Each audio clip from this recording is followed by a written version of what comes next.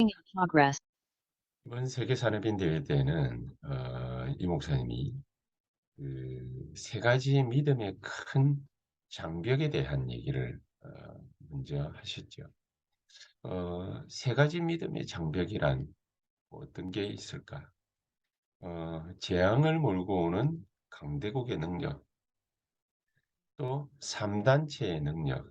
이 강대국이나 이 3단체가 짝짝꿍이 돼가지고 그들이 소위 말하는 우주적인 힘, 그것을 신비적인 그 능력을 굉장히 우상화하고 신격화해서 세상을 장악하는 것입니다. 그리고 접신과 점술, 이게 산업과 접목이 돼가지고 문화를 완전히 장악하고 있죠. 그리고 이 흑암 문화가 산업을 통해서 이 후대를, 우리의 후대들을 완전히 장악하고 있습니다. 이런 21세기에 살아가고 있는 우리들이 과연 이것을 어떻게 넘어설 수 있겠냐? 신비적인 체험을 20세기에는 굉장히 강조를 많이 했고, 수많은 사람들이 어, 믿음의 소유자가 되는 것 같았고, 또 많은 일들이 벌어지는 것 같았지만 결과적으로는 우리가 지금 믿음의 큰 장벽들이라고 말하고 있는 이 몇 가지에 완전히 둘러싸여 있습니다.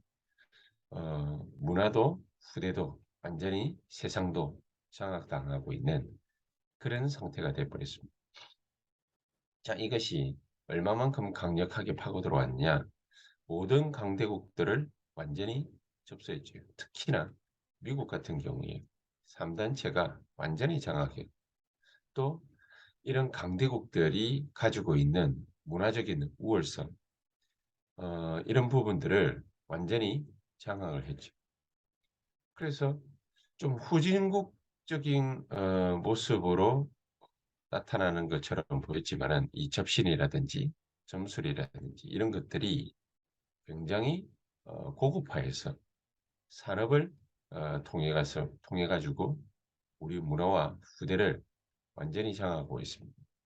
이런 때에 우리가 낙심하라고 하나님이 우리를 부르신 것이 아니라 이 모든 것을 넘어설 수 있는 믿음의 굉장히 중요한 부분들을 하나님이 우리에게 말씀하시고 계시다.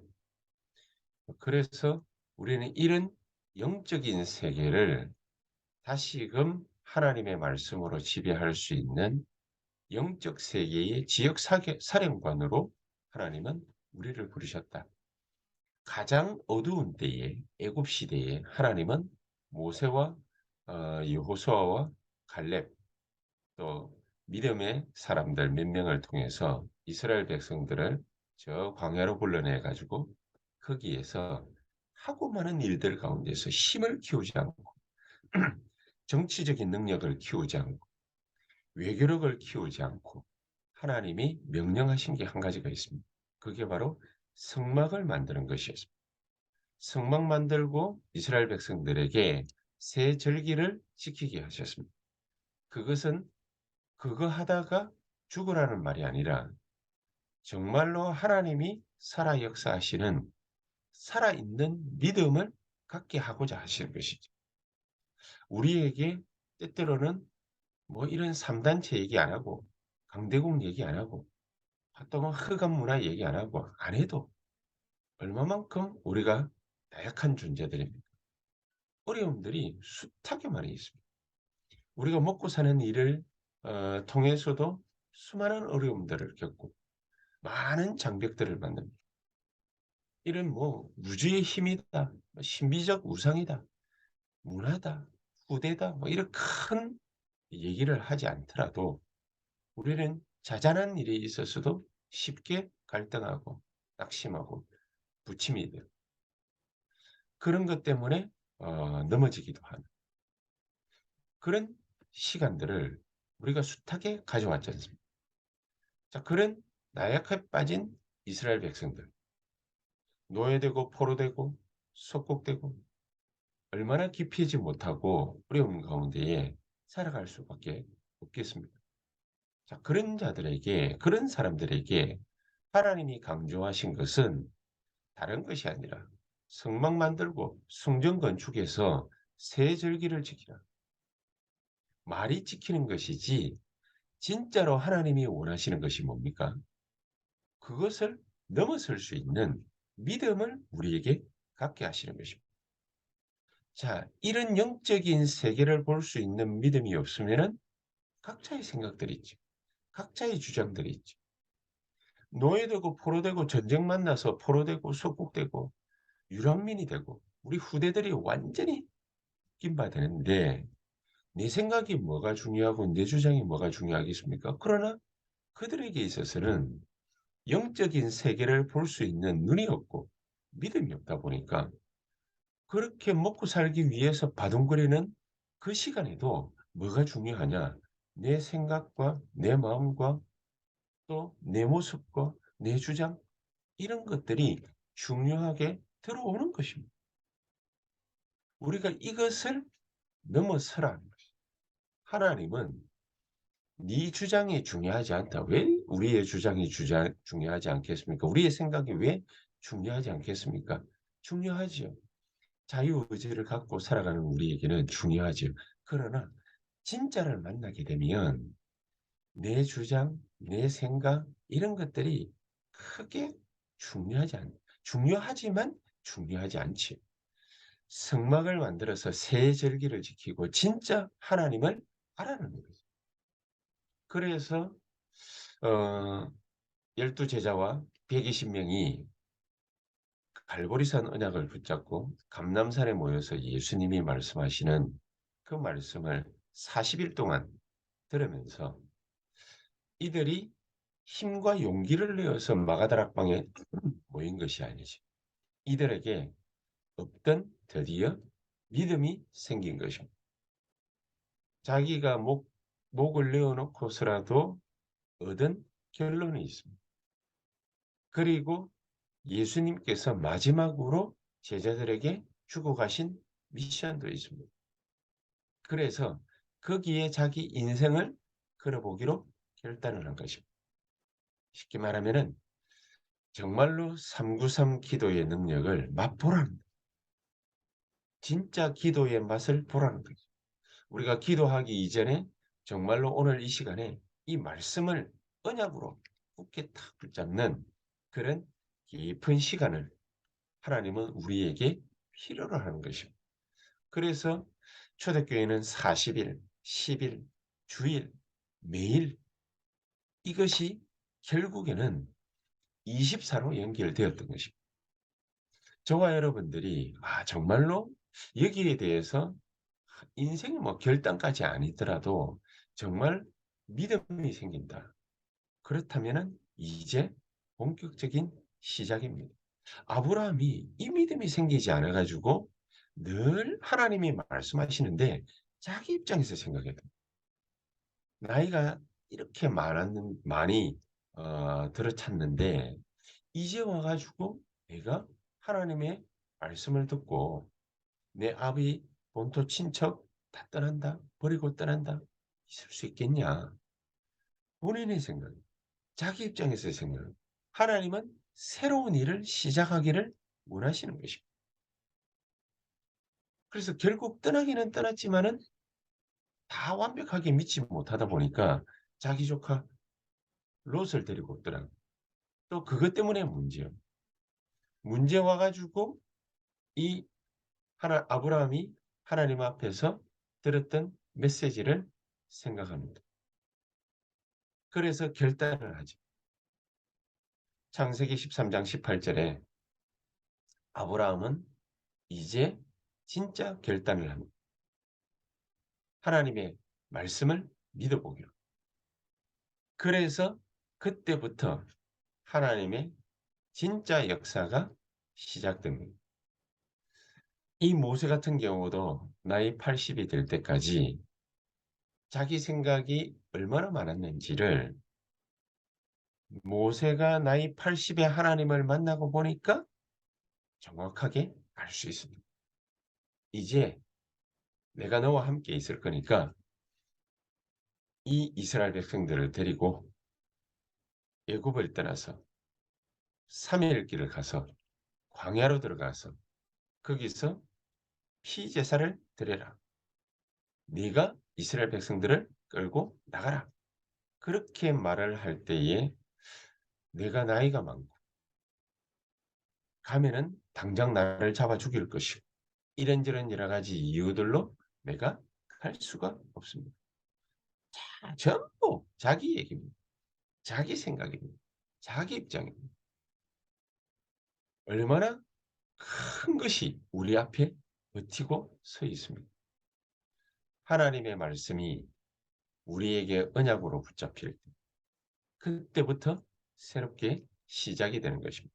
하나님은 절대로 넘어설 수 없는 이 엄청난 세계 앞에 영적인 사령관으로 우리를 부르셨습니다. 우리가 어떻게 하면 되겠습니까? 이것을 사실적으로 믿으라는 거죠. 사실적으로 믿는 그 순간 주의 사자들이 역사하게 돼 있고 돕는 천사들이 역사하게 돼 있고 천군이 역사하게 되는 것을 보게 돼 있습니다.